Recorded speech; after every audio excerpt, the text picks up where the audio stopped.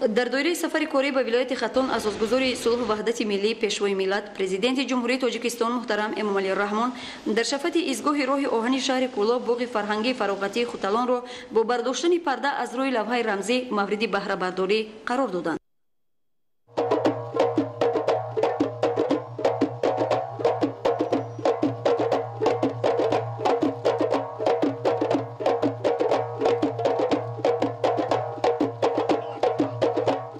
در اینجا به پیشوای ملت محترم امامعلی الرحمن اطلاع دادند که آغاز کارهای از نوسازی و برقرارکنی در باغ مذکور ماه فوریه 2019 آغاز گردیده ماه سپتامبر 2019 با صفت بلند و طرح زیبای معاصر از جانب کارخانه واحد دولتی راه آهن تاجیکستان به انجام رسیده است.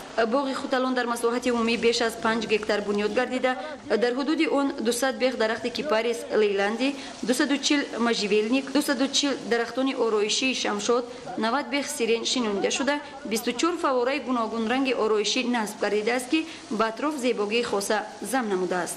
بلندی دروازه اساسی باغ مذکور 6 متر و پهنایی 60 متر را تشکیل داده در نزد آن دو توقفگاه نقلیات جایگیر می باشد. اینچنین 13000 متر مربع حدود باغ اسفالت پوش گردیده 13000 دیگر آن سفالک پوش کرده شده است. من دانشجوی کورس یکم دانشکده تکنولوژی و منیجمنت اینواسیونی در شهر کولاب می باشم.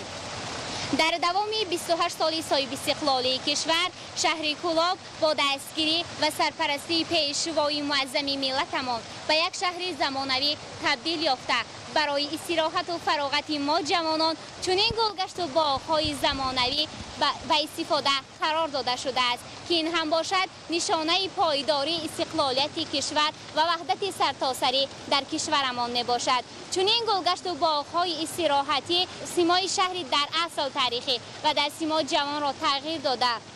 خرد و بزرگ این شهری باستانی از دیدار پیشوای معظم و محبوب ملتمان خوشنود گردیدند و ما جوانان کولاب شهری باستانی پهلوی راهبریت عالی سیاسی کشور قرار گرفته برای باز هم تازه و آزاده نگاه داشتن باغ مذکور تمام سعی و کوشش خود را روانه خواهیم نمود.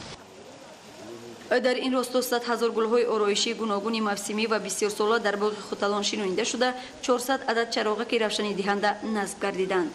مورد ذکر است که برای سالمی و دلخوشی کودکان 2 میدانچه ورزشی در حدود باغ و یک بینای قهوه‌خانه با طرح معاصر بنیاد گردیده است. از دستگیری‌های پیوسته پیشوای ملت اظهار سپاس و منتداری بیان می‌نماییم. با تشبث و غمخوری‌های اساسگذار صلح و وحدت ملی پیشوای ملت باغ خوتالان از نوسازی گردیده و یک گلگشت زمانوی تبدیل یافته است. ما ساکنان این محله از چنین یک گلگشت زیبا و زمانوی سرفراز هستیم و منتداری خود را به اساسگذار صلح و وحدت ملی پیشوای ملت بیان می‌نماییم. ما جوانان خوشحالیم که در ایام جوانی ما چنین باغ‌ها، چنین گلگشت‌ها و بناهای زمانوی با تمام شرایط‌های معاصر با فعالیت شروع نمودند. ما جوانان که در این باغ به یک گلستان واقعیت تبدیل یافته است در برابر استراحت و فراغت نمودن با آب و تاب بدن و مسابقه‌های ورزشی مشغول می‌شویم. ما شکر از آن میکنیم که پیشوای ملت برای ما جوانان هیچ چیز را دریغ نداشته برای ما جوانان چنین باغ‌های زیبا فراهم آورد. بالای مرغزاران و سبزه‌های باغ هیکل‌های پلنگ و شتر، آهو، کبک‌ها بهر رشد ذهنی کودکان و دوست داشتن محیط زیست جمع آورده شدند. پیشوای ملت محترم امامعلی الرحمن ضمن بازدید به کارهای از نوسازی بهای بلند داده مسئولین را برای بنیاد چنین یک باغ معاصر تبریک و مبارکباد نموده دستور و سپارش دادند.